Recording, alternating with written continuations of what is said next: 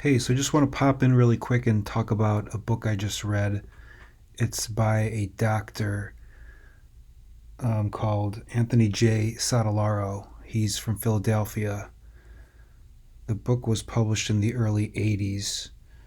So, anyway, he was from Philadelphia. He was in his late 40s. He was diagnosed with stage 4 prostate cancer. They had biopsied his prostate, one of his testicles, and part of his right rib, uh, one of his right ribs, and they found it had metastasized. Stage 4 prostate cancer. So they removed his testicles because the testosterone would aggravate the condition. He was put on estrogen therapy and pain meds, and he was given a very poor prognosis. So they said he would not last another 5 years and probably be dead sooner than that in the next maybe 3 years. So at the same time that this was happening, as if it wasn't enough, his father was dying of cancer. And so very soon after Anthony was diagnosed, his father passed. And needless to say, then, he was going through a lot of mental anguish, a lot of trauma in his life. He was falling apart. He thought he was a goner. And on the way back from his parents, on the way back from burying his father, he picked up two hitchhikers on his way back to his home in Philadelphia. These hitchhikers talked about how they just finished a class on the macrobiotic diet, which is a diet that consists of just brown rice, sea vegetables, other vegetables, and possibly a little fruit and some rare fish. This is a largely plant-based diet, except for the fish, which is a rare inclusion, if that at all. And so they said that Tony could get rid of his cancer by following this way of life and this diet. And so after they parted, they sent him some literature, and Tony checked it out, and he decided to look into it. He attended cooking classes and instruction from the local macrobiotic community and decided to give it a try. He met up with some of the people, some of the followers of this way of life and diet. And they started to eat together. He didn't like it at first, but he persisted.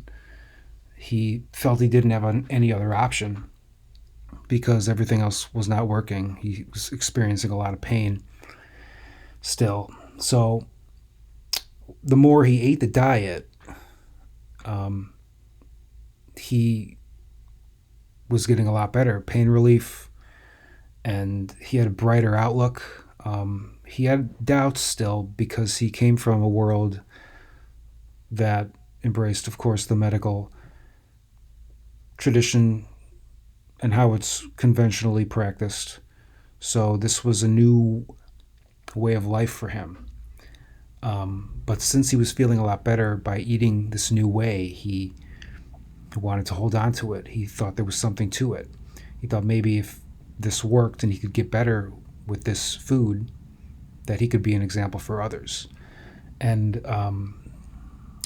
soon after that, he had some lab tests done. They were markedly improved from his last values, and a repeat bone scan showed that he was negative. He had cleared up the cancer. And so he was pretty elated. He started spreading the word. The word got around, and he decided to go off his estrogen therapy. All was going well, and then he got thyroiditis. And so he was put on drugs for that. And this was for some other reason besides the cancer. But after all of that, he did a repeat bone scan, which showed some activity in his ribs. So he started to worry, is the cancer coming back? But he remained strong. He stuck to his faith, his rekindled faith, and he stuck with the advice from the macro community, especially the leader of the movement, whose name is Michio Kushi. And he remained resilient despite the uncertainty. And it turns out that what caused the flare up or the positive results of the new bone scan was actually his body getting rid of the drugs that he was taking, the thyroiditis, and the treatment was exacerbating the cancer in him that was left, even though it was small, to show this positive bone scan. And so once he whittled down and weaned off the drugs, of course staying with the diet still, another bone scan showed negative results, no sign of cancer. So that, from just being strong, sticking with his conviction, following the diet, remaining on the diet still, and keeping his faith, keeping his spirituality and his positive attitude, he was just fine. And all the worry was for naught, as long as he stuck to the good way of life and the good way of eating and the great thinking that he had. And the advice from his good friends. And so that's pretty much how the book ends. He really stresses in the book how he rekindled his faith. He was a Christian, and he had gave it up for some time, but after starting the new diet, he went back to his faith and really became a stronger man from it.